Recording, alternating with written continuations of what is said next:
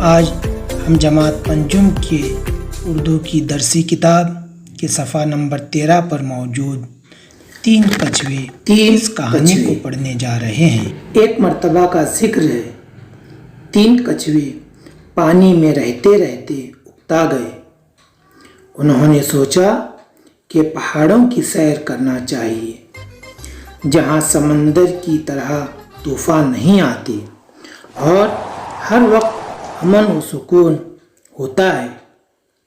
یہ سوچ کر تینوں پہاڑ کی سیر کے لیے نکل پڑے۔ انہوں نے اپنے ساتھ کھانے کا بہت سا سامان لیا۔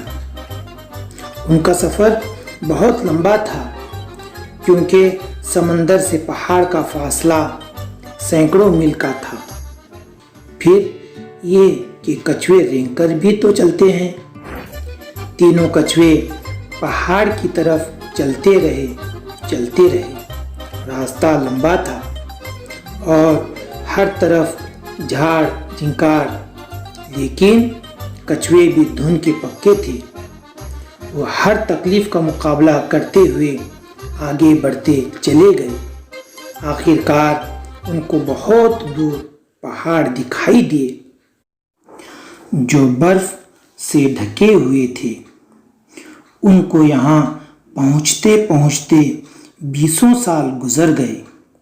اتنے دنوں کے بعد جو انہیں منزل دکھائی دی تو ان کی خوشی کا کوئی ٹھکانہ نہ رہا۔ انہوں نے پہاڑ کے دامن میں ایک اچھی سی جگہ پسند کی اور سوچا کہ یہاں کچھ دن آرام کریں۔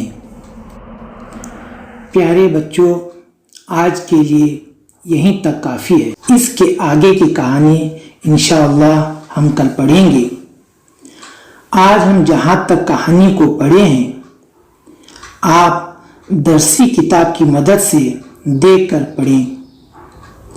تو آئیے اب میں آپ کو کچھ مشکل الفاظ لکھنے کے لیے دیتا ہوں اور سوالات پوچھتا ہوں، اور امید کرتا ہوں کہ آپ پوچھے گئے مشکل الفاظ کے معنی اور سوالات کے جوابات لکھ کر واٹس ایپ پر بھیجیں گے۔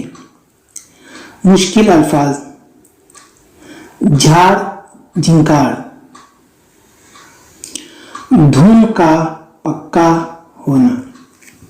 اب سوالات لیجیے۔ سوال نمبر 1، کچھوے کہاں رہتے تھے؟ سوال نمبر 2، وہ جملہ لکھیے جس سے آپ کو معلوم ہوتا ہے کہ سمندر سے پہاڑ کا فاصلہ زیادہ تھا۔ سوال نمبر 3، پہاڑ کس چیز سے ڈھکے ہوئے تھے؟ شکریہ۔